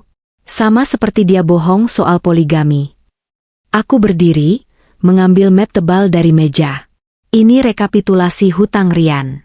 Kartu kredit, 500 juta. Pinjaman lunak kantor, 1 miliar. Hutang ke teman-temannya, 300 juta. Dan sekarang penggelapan dana, 2,5 miliar. Aku melempar map itu ke hadapan ibu mertua. Anak ibu bukan pengusaha sukses. Anak ibu adalah penipu yang hidup dari keringat istrinya. Dan sekarang, karena dia sudah mengkhianati saya, keran uangnya saya tutup. Ibu mertua membuka map itu dengan tangan gemetar. Melihat angka-angka merah yang berderet. Mulai bulan ini, tidak ada lagi transfer 20 juta. Tidak ada lagi sopir yang jemput ibu. Tidak ada lagi asuransi kesehatan VIP buat ibu. Silakan ibu minta ke Rian. Atau ke Bella, menantu kesayangan ibu yang subur itu. Tapi ibu sudah tua, Mei. Bapak sakit. Suaranya mulai melunak, berubah menjadi rengekan. Itu bukan tanggung jawab saya lagi. Suruh Rian jual ginjal kalau perlu. Atau ibu jual saja emas-emas yang ibu pakai itu. Oh tunggu, itu kan saya juga yang belikan. Aku menatapnya tajam. Keluar dari rumah saya, Bu. Sebelum saya hitung biaya sewa selama ibu sering menginap di sini dan memotongnya dari pesangon Rian yang UPS. Lupa, dia dipecat tidak hormat jadi nggak dapat pesangon. Ibu mertua menangis meraung-raung. Bukan tangisan sedih, tapi tangisan ketakutan akan kemiskinan. Maya, tolong Mei. Ibu hilaf. Mang Ujang, teriakku. Mang Ujang masuk. Ya, Bu. Antar ibu ini keluar. Pastikan dia tidak bawa barang apa-apa dari rumah ini. Cek tasnya. Siap, Bu. Ibu Rian diseret keluar secara halus namun tegas. Suara tangisannya menghilang di balik gerbang. Aku kembali duduk. Rumah ini terasa sunyi. Sangat sunyi. Tapi untuk pertama kalinya dalam 10 tahun, kesunyian ini terasa damai. Tidak ada lagi kebohongan. Tidak ada lagi benalu. Ponselku berdering. Pesan masuk dari nomor tak dikenal. Mei, tolong aku. Aku lapar. Aku di emperan ruko Tanah Abang. Bella ninggalin aku. Tolong transfer 50.000 aja buat makan. Aku janji bakal ceraikan Bella. Itu Rian. Aku membaca pesan itu tanpa ekspresi. Blok kontak. Delete message.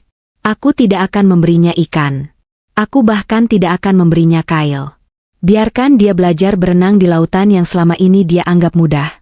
Padahal akulah yang selalu menjadi pelampungnya. Perang tahap pertama selesai. Sekarang saatnya tahap kedua, pembersihan total. Aku menelepon kontraktor. Halo? Iya. Saya mau jual rumah Pondok Indah ini beserta isinya.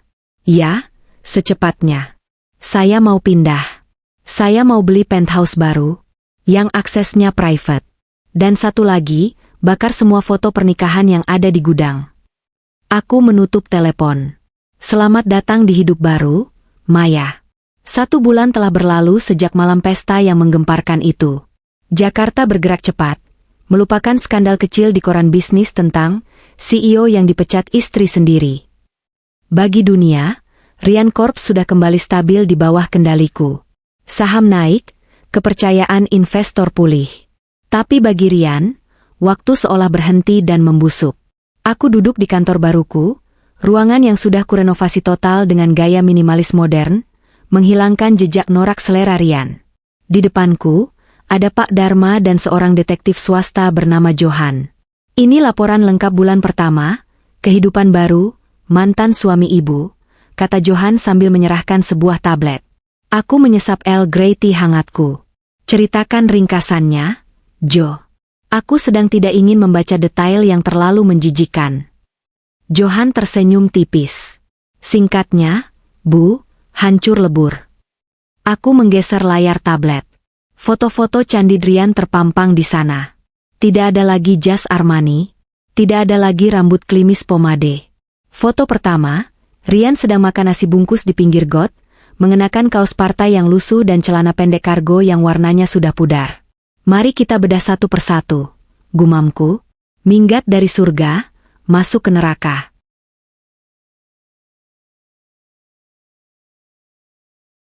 Setelah diusir dari rumah mewah kami dan ditolak masuk ke semua properti perusahaan, Rian ternyata sempat mencoba menginap di hotel bintang 3. Dia masih menyangkal kenyataan. Dia pikir dia masih punya sisa saldo. Tapi, saat dia menyodorkan kartu debitnya di resepsionis, mesin edisi menolak dengan sadis. Declinet. Kartu kredit? Blok. Dompetnya hanya berisi uang tunai Rp300.000, sisa kembalian dari Bella yang dia rampas paksa malam itu. Malam itu, Rian tidur di masjid stasiun, sebelum akhirnya diusir marbot karena ketahuan merokok di toilet. Hari ketiga, realita mulai menamparnya. Dia mencari kontrakan. Tentu saja bukan apartemen. Dengan sisa uang yang menipis, dia akhirnya terdampar di sebuah kawasan padat penduduk di daerah Tambora, Jakarta Barat. Kontrakan petak. Bu, jelas Johan. Ukuran 3x3 meter. Kamar mandi luar, antre sama 10 penghuni lain. Atap asbes. Kalau siang panasnya kayak oven, kalau hujan bocor. Biaya sewanya 400.000 per bulan. Aku melihat foto kamar itu. Kasur busa tipis yang sudah kuning tergelar di lantai semen. Ada kipas angin kecil yang tampak berdebu. Di sudut ruangan, tumpukan kardus mie instan, harta terakhirnya, menjadi mejanya. Rian, pria yang dulu ngamuk kalau AC kamar kurang dingin 1 derajat, kini tidur bermandikan keringat diiringi suara tikus yang mencicit di plafon. Lalu, bagaimana dengan karirnya yang cemerlang? Tanyaku sinis. Johan tertawa kecil. Dia mencoba melamar kerja, Bu. Tentu saja. Lamaran sang mantan CEO. Rian masih memiliki keangkuhan sisa. Minggu kedua, dia mencetak CV-nya di warnet. Di kolom pengalaman kerja, dia menulis besar-besar, Direktur Utama PT Rian Corps, 2018 hingga 2023.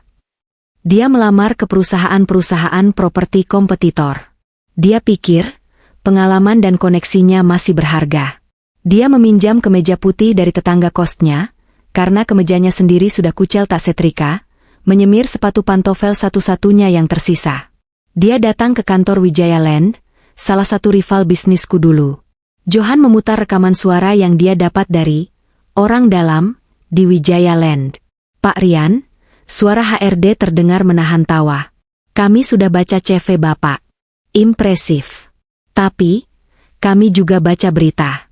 Dan kami sudah cek bay checking Bapak. Call 5. Macet total. Itu kesalahpahaman. Istri saya menjebak saya. Suara Rian terdengar defensif, nadanya tinggi. Saya yang besarkan Rian Corps. Kalian butuh otak seperti saya. Pak Rian, suara HRD berubah dingin. Di industri ini, kepercayaan adalah mata uang. Bapak menggelapkan dana perusahaan 2,5 miliar. Bapak pikir kami mau mempekerjakan maling? Satpam kami saja harus punya SKCK bersih. Silakan keluar sebelum kami panggil keamanan. Rian diusir. Bukan hanya di satu tempat. 5-10 perusahaan menolaknya. Namanya sudah masuk daftar hitam Asosiasi Pengusaha Properti. Aku yang memastikannya. Aku mengirim email personal ke semua rekanan bisnis. Hati-hati dengan Rian Pratama. Penipu ulung. Akhirnya, Rian menurunkan standarnya. Dia melamar jadi manajer pemasaran di dealer motor bekas. Ditolak. Dia melamar jadi staf admin di toko bangunan. Ditolak. Dia melamar jadi sales panci keliling. Ditolak. Kenapa? Karena dia terlalu sombong. Saat wawancara, dia selalu bicara soal visi misi dan strategi makro. Padahal yang dibutuhkan hanyalah orang yang mau kerja keras. Sekarang dia kerja apa? Tanyaku. Johan menunjuk foto terakhir. Foto yang membuat hatiku berdesir, bukan karena kasihan, tapi karena rasa fairness yang terpenuhi. Pasar Tanah Abang. Rian, tanpa baju, hanya memakai kaos singlet yang bolong di punggung. Di bahunya, ada karung besar berisi tekstil. Otot-ototnya tegang, wajahnya merah pada menahan beban berat. Keringat bercucuran membasahi wajahnya yang kusam dan berjerawat karena stres. Kuli panggul harian, Bu, jawab Johan. Upahnya 50-70 ribu sehari. Tergantung seberapa kuat dia angkat barang. Kemarin dia sempat pingsan karena nggak sarapan, dimarahi mandor, dan potong gaji. Dulu, Dia mengeluh kalau tas laptopnya terlalu berat dan minta aku membawakannya. Sekarang, dia memanggul beban dosa dan karung seberat 50 kilo. Tangannya. Aku men-zoom foto tangannya. Tangan yang dulu halus, yang suka menunjuk-nunjuk dan memerintah, kini kasar, kapalan, dan penuh luka lecet. Dia sering menangis di malam hari. Bu, tambah Johan. Tetangga kosnya sering dengar dia ngigau panggil nama ibu. Bagus, kataku dingin, biarkan dia nikmati prosesnya. Nasib sang pelakor. Lalu, bagaimana dengan Bella? Tanyaku. Aku hampir lupa pada wanita itu. Dia terlalu tidak signifikan. Ah, Nona Bella, Johan membuka file lain. Nasibnya lebih tragis, kalau boleh dibilang. Setelah mengkhianati Rian dengan menjadi saksi kunciku di kantor polisi, Bella memang bebas dari jeratan hukum pidana. Tapi dia tidak bebas dari hukum sosial. Bella pulang ke kampung halamannya di Sukabumi. Dia pikir dia bisa memulai hidup baru dengan sisa perhiasan yang dia sembunyikan, anting kecil yang lupa kusita. Tapi berita itu viral sampai ke kampungnya. Video saat aku mempermalukan mereka di pesta gala sudah ditonton 5 juta kali di TikTok. Wajah Bella terpampang jelas. Saat dia sampai di rumah orang tuanya, ayahnya, seorang guru ngaji yang dihormati di kampung, menutup pintu rapat-rapat. Jangan injak rumah ini, bentak ayahnya, menurut laporan informan Johan. Kamu bikin malu keluarga. Pergi ke kota ngaku kerja kantoran, ternyata jadi simpanan suami orang. Hamil pula. Pergi. Ibunya menangis, tapi tidak berani membela. Bella diusir dari rumahnya sendiri. Dia mencoba menumpang di rumah kerabat, tapi tidak ada yang mau menampung wanita kotor. Sekarang, Bella tinggal di sebuah kamar sewaan kumuh di pinggiran pasar desa. Dia mencoba melamar kerja di minimarket, tapi ditolak karena sedang hamil. Dia jualan gorengan sekarang, Bu, kata Johan. Jualan pisang goreng di depan SD. Perutnya makin besar, hamil 5 bulan. Dia sering sakit-sakitan karena stres dan nutrisi buruk. Dia pernah hubungi Rian? Pernah. Sekali. Lewat Facebook Messenger, karena nomor ganti. Isinya caci maki. Bella minta tanggung jawab. Rian balas dengan memaki balik, bilang anak itu pembawa sial yang bikin dia jatuh miskin. Mereka saling menyalahkan. Cinta yang dibangun di atas nafsu dan harta, runtuh seketika saat fondasi uangnya dicabut. Pertemuan satu arah. Malam itu, sepulang kerja, aku meminta Pak Asep menyetir melewati daerah Tambora. Aku tidak turun. Aku hanya ingin melihat dengan mata kepala sendiri. Mobil Alphardku berhenti di seberang sebuah warteg kumuh yang ramai. Kaca mobilku gelap, orang luar tidak bisa melihat ke dalam. Di sana, di bangku kayu panjang warteg, aku melihatnya. Rian. Dia sedang makan. Piringnya berisi nasi separuh, kuah sayur nangka yang banyak, dan 1 potong tempe goreng tepung. Tidak ada daging, tidak ada ayam. Dia makan dengan lahap, menggunakan tangan kanannya yang hitam kotor. Sesekali dia mengusap keringat di dahi dengan lengan bajunya. Matanya cekung, tulang pipinya menonjol. Dia kurus sekali. Di pojok warteg, ada televisi tabung tua yang sedang menyiarkan berita bisnis. Dan malam ini kita akan berbincang dengan Woman of the Year, Ibu Maya, CEO Rian Corps yang berhasil melakukan turnaround perusahaan dengan profit 300%. Wajahku muncul di layar TV itu. Cantik, elegan, bersinar. Rian berhenti mengunyah. Matanya terpaku ke layar TV. Dia melihatku tertawa renyah di layar, menjawab pertanyaan presenter dengan cerdas. Kunci kesuksesan saya, kataku di TV, adalah membuang beban yang tidak perlu, dan fokus pada integritas. Rian di warteg itu terdiam. Tempe di tangannya jatuh ke piring. Aku melihat dari dalam mobil, bahu Rian berguncang. Dia menunduk dalam-dalam.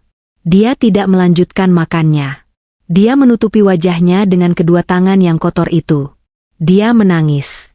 Bukan tangisan manja seperti saat dia minta dibelikan motor Harley dulu. Ini tangisan penyesalan yang terlambat.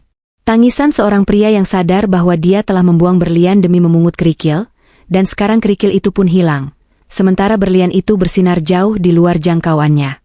Jalan, Pak Asep, perintahku pelan. Baik, Bu. Mobilku melaju pelan, meninggalkan Rian yang masih terisak di tengah hiruk-pikuk warteg, ditertawakan oleh pengamen yang lewat. Sakit tanpa obat. 2 hari setelah aku melihatnya, laporan Johan masuk lagi. Kali ini bukan foto, tapi kabar medis. Rian sakit. Bekerja sebagai kuli panggul di tengah hujan dan panas, makan sembarangan, dan tidur di lantai lembab membuat tubuh manjanya menyerah.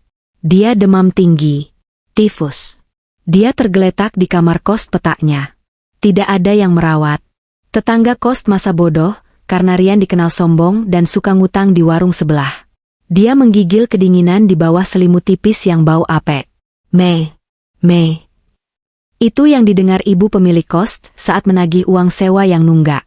Rian mengigau memanggil namaku.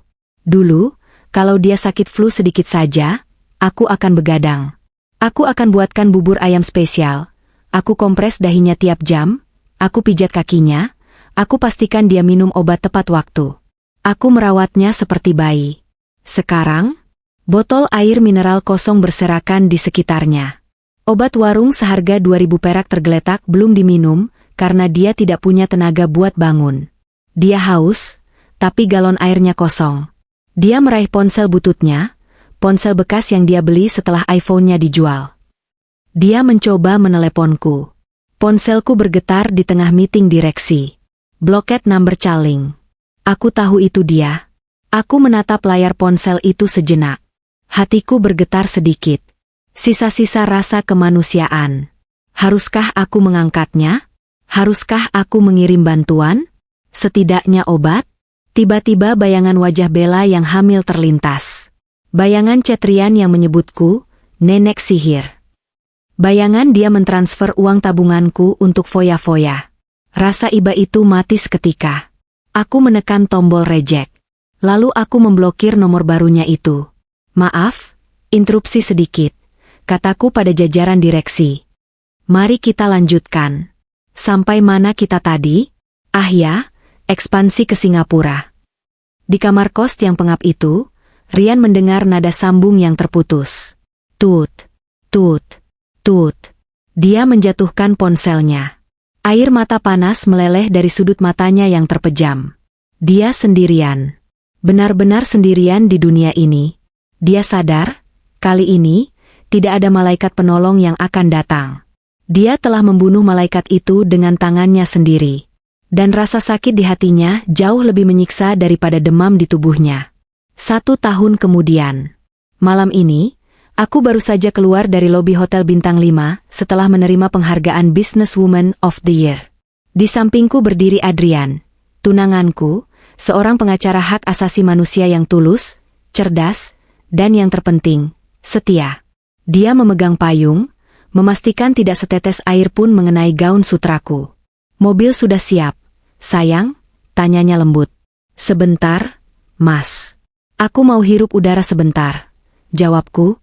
Mataku tertuju pada sosok pria kurus berbalut rompi oranye kusam yang sedang menyapu genangan air di dekat selokan trotoar.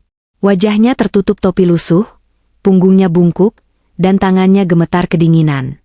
Meski wajah itu kini keriput dan hitam terbakar matahari, aku masih mengenalinya. Rian. Dia menengadah saat melihat sepatu hak tinggiku berhenti di depannya. Matanya yang cekung membelalak. Ada rasa malu yang luar biasa di sana. Dia mencoba membuang muka, hendak lari, tapi kakinya terlalu lemah. Mei. Suaranya parau, nyaris tak terdengar tertelan suara hujan. Aku menatapnya datar. Tidak ada lagi amarah. Tidak ada lagi benci. Yang tersisa hanya rasa asing. Seperti melihat orang yang tak pernah ku kenal. Apa kabar, Rian? Tanyaku singkat. Rian menunduk, air matanya bercampur air hujan. Hancur, Mei. Aku hancur. Bella kabur jadi TKW ilegal setelah melahirkan. Anak itu diserahkan ke panti sosial. Aku tidur di kolong jembatan sekarang. Dia jatuh bersimpuh di aspal basah, mencoba meraih ujung gaunku, tapi Adrian dengan sigap menghalanginya. Jangan sentuh dia, tegas Adrian.